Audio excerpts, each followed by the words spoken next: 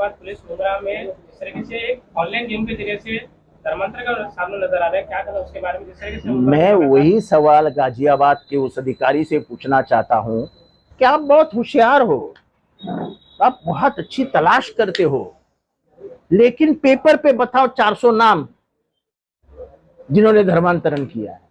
ऐसे हवा में तीर मत छोड़ो माहौल खराब करने के लिए। मुंब्रा हिंदू मुसलमानों का इलाका है।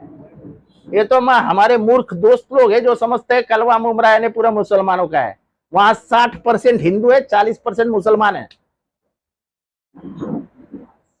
तो 60% मुसलमानों में क्या, हिंदुओं में क्या मूर्ख है 400 लोग जो इस्लाम स्वीकार कर लेंगे?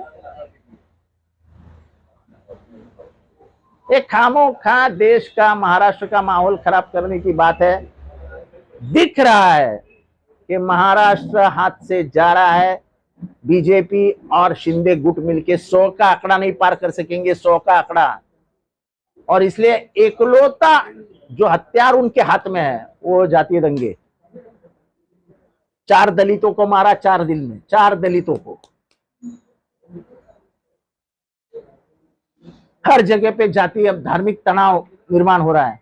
जो कोल्हापुर में शहाजी महाराज ने हिंदू और मुसलमानों को ऐसे बाजू बाजू में रखा था, वहां पे कभी दंगे नहीं हुए थे। वहां पे बाबू जमाल नाम का एक दरगाह है, वहां उस दरगाह के दरवाजे के ऊपर गणपति की तस्वीर लगाई हुई है। ये इतिहास है उस शहर का। सर, गाजियाबाद के सब इंस्पेक्टर ने ऐसा कहा है कि हम यहाँ पे जांच के लिए आए, लेकिन जो 400 का आंकड़ा जो सामने आ रहा है उसकी हमको जानकारी नहीं है। सब इंस्पेक्टर ने इस तरह का बयान दिया कल। देखो ऐसा है, तुमने बवाल तो कर दिया कि नहीं, तो तुमको इस शहर की एक तो माफी मांगनी होगी, नहीं तो सच्चाई का कथन प्रेस में आके करना होगा। क्यों खामों का उस लोगों को बदनाम करते हैं? वो जब कॉलेज में जाते हैं, वो जब ट्रेन में घूमते हैं, लोगों का देखने का नजरिया बदल जाता है। ये हिंदू मुसलमान का सवाल नहीं है, सवाल इस देश की एकता और अखंडता का है। तुम क्या बात कर रहे हो? देश तोड़ने की बात कर रहे हो तुम?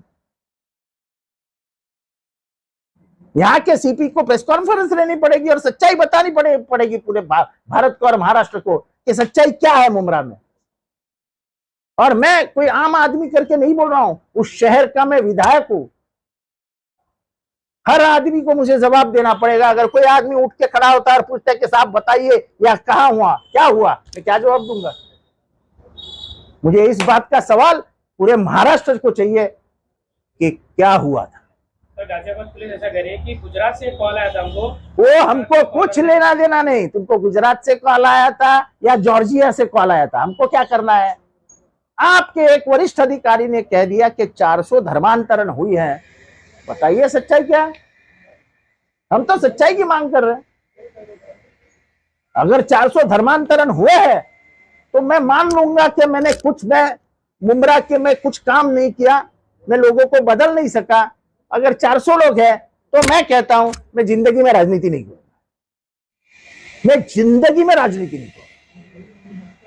मैं आज मेरा इस्तीफा आपके हाथ में देके रखता हूं, सभी के हाथ में देके रखता हूं कि अगर 400 का आंकड़ा पार किया धर्मांतरण का, तो मेरा इस्तीफा आप जाके गवर्नर को और अध्यक्ष को देके आइए। मैं पवार साहब के हाथ में भी नहीं दूंगा, मैं आपके हाथ में दे दूंगा। इतना बड़ा बयान करके तुम महाराष्ट्र और किसी शहर को बदनाम नहीं कर सकते। आज वहां पे 5 लाख स्क्वायर फीट का काम चालू है, कल लोगों ने खरीदना बंद कर दिया, तो उधर की इकोनॉमिक अवस्था क्या होगी? बिना समझे बुझे खाली सिर्फ धर्म के नाम पे झगड़े लगा के चुनावी वोट कैसे गिरेंगे? यही अगर तुम्हारी दृष्टि है तो भारत टूटने से बच नहीं सकता। लेकिन एक सच्चाई ये भी है कि शहनवाज के घर पे उसकी मां ने कबूल दी कि मेरे बेटे से गलती हुई है और शहनवाज पिछले 6 दिनों से फरार है। अब तो गलती हुई है तो क्या गलती हुई उसको क्या बाप मां को मालूम है? वो ऑनलाइन में धर्म परिवर्तन का गेम खेल रहा था, ये बात उसने पुलिस स्टेशन में बताई। तो कितने हुए, कितने हुए? उन्होंने आंकड़े नहीं बताया। तो आंकड़े आने चाहिए ना, 400 हुए क्या? कहीं ना कहीं ये मामला तो सामने आ रहा है ना। तो आने दो ना, 400 हुए कि नहीं वो तो देखो। जिस तरह से आपने कहा कि मुमरा को बदनाम किया जा रहा है, आप मुमरा को लेकर अगला कदम क्या होगा? हमने बोला ना, अगर 400 का आंकड़ा 15 दिन में एक नहीं बताई पाई पुलिस, तो हम मुमरा बंद कर देंगे और हिंदू मुसलमान सब एक मोर्चा निकालेंगे एक साथ होके कि भाईचारा खराब मत करो। ये इतिहास 600 साल पुराना है मुमरा का, कि कौसा इस गांव में 600 साल से हिंदू मुसलमान एक करके रहे हैं।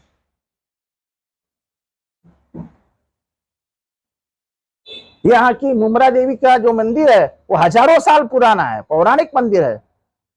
कौसा की जो मस्जिद है उसका इतिहास 600 साल पुराना है। उस मस्जिद में गांधी जी आके बैठ के उन्होंने मुमरा कौसा की मीटिंग ली थी स्वतंत्रता के युद्ध में। आपके अनुसार लव जिहाद के बाद अब धर्म परिवर्तन का मामला उठा के राजनीति की जाएगा? ऐसा है कि सियासत में सिर्फ अगर चुनाव जीतना यही तुम्हारा मकसद है तो फिर एक बार आग ही लगा दो ना पूरे देश को, ना बाज बजेगी ना बांसुरी। सर, मुख्यमंत्री ने विकास चरनी रोड के गर्ल्स हॉस्टल की जो घटना है और उसके बाद कल मीरापुर में भी जो महिलाओं को लेकर जो अपराध बढ़ते जा रहे हैं सर, उसके उस पर तो देखो, ऐसा है कि इंस्टेबिलिटी ऑफ गवर्नमेंट और पुलिस का राजनीतिकरण और राजनीति में उनका इस्तेमाल, इसके वजह से पुलिस नाकाम हो रही है। पुलिस को टारगेट दिया गया है कि तुम जितेंद्र आव्हाड के पीछे लोगो, उसकी प्रॉपर्टी किधर है, वो प्रॉपर्टी में क्या है, क्या हुआ है, उसके बाप ने कहा ली है। 4-4 पुलिस ऑफिसर्स मीटिंग करते हैं, वरिष्ठ पुलिस ऑफिसर मीटिंग करते हैं। अरे भाई, हमने कोई चोरी नहीं की है, मेरा बाप कोई चोर नहीं था। मेरा बाप 22 साल रेलवे स्टेशन पे सोया था, तब उसने जिंदगी के ये दिन देखे हैं। 22 साल रेलवे स्टेशन पे सोया था। अब उसके प्रॉपर्टी जांच करोगे आप? सर, मुख्यमंत्री ने कल दीवा शहर का दौरा किया। उस दौरान ने ऐसा कहा कि जब मैं दीवा आया था तो मुझे बोट से आना पड़ा था। आज जिस तरीके से रस्तों का काम हुआ है, कहीं ना कहीं नहीं, अच्छा है 32 साल के बाद उनको दीवा की तो याद आई। 32 साल के बाद उनको दीवा की तो याद आई। अरे इतना ही काम अच्छा करते तो वागले स्टेट सुधार देते ना। जाओ ना वागले स्टेट में अंदर, आप तो वागले स्टेट में रहते हैं ना, तो आपको तो ज्यादा पता ही है सच्चाई क्या है। आप क्या है, आप पत्रकार सच्चाई से मुकर जाते हो।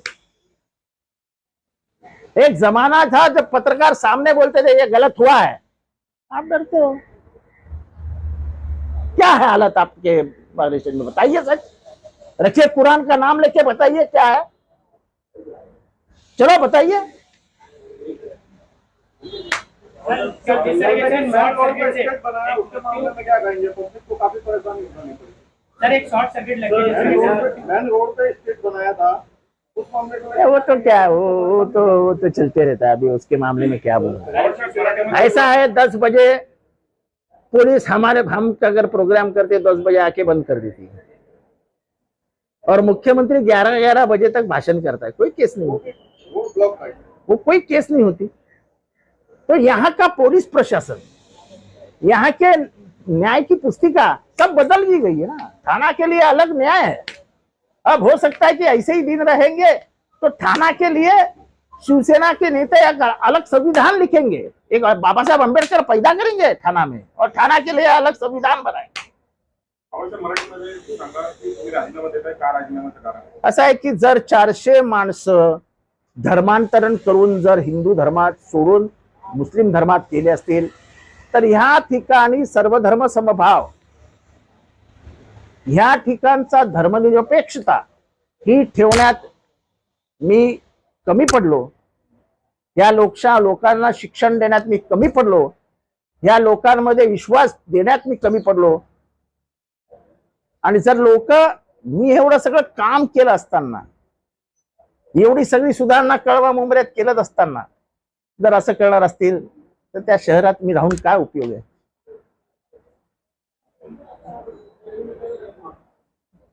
मी अपयशी ठरलो असं मी म्हणेन। सर, आपने मुमरा बंद करने की बात कही, उसके बारे में बताइए।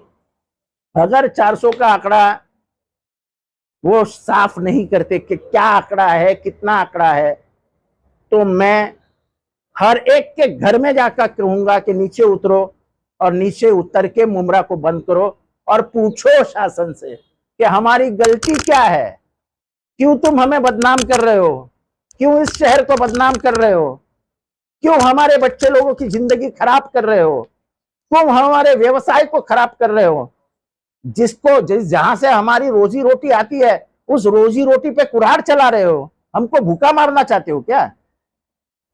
और उसमें हिंदू मुसलमान सब है। आज पूरे मुंब्रा से लेके कौसा तक जितने भी मेहनत का काम करने वाले, बिल्डिंग के अंदर काम करने वाले, सब बंजारा जमात के लोग हैं। मालूम है किसको? सब बंजारा जमात के लोग हैं। अगर बिल्डिंग का काम बंद हो जाता तो कुछ का काम बंद हो जाएगा। वो गरीब बेचारों बंजारों का कहां रहेंगे वो? आपको एक तो जातीय समीकरण मालूम नहीं, आपको धार्मिक समीकरण मालूम नहीं, कौन क्या काम करता है, किसको क्या मिलता है वो आपको मालूम नहीं। सिर्फ चुनाव जीतने के लिए, एक जितेंद्र आव्हाड को बदनाम करने के लिए आप लाख लोगों की जान ले लेंगे। तो एक आखिरी सवाल, भारतीय जनता पार्टी के युवा अध्यक्ष जिस तरीके से कल उनको मारने की मारने के नहीं, उसका मर्डर हो जाता। रोहिदास मुंडे का कल मर्डर हो जाता, अमोल केंद्रे को कल मारा जाता। तकदीर उनके के दोनों हाथ में नहीं लगे। इस तरीके की राजनीति अगर मुख्यमंत्री के जिले में चालू हो जाएगी, ये ऊपर वाले जरा ध्यान दे थाना पे। चलो, सत्ता संघर्ष के बाद लगातार इनमें जो मसले नजर आ रहे हैं, लोकसभा को लेकर किया जा रहा है, शिवसेना गठ को बीजेपी उसके नौकरी कर दी।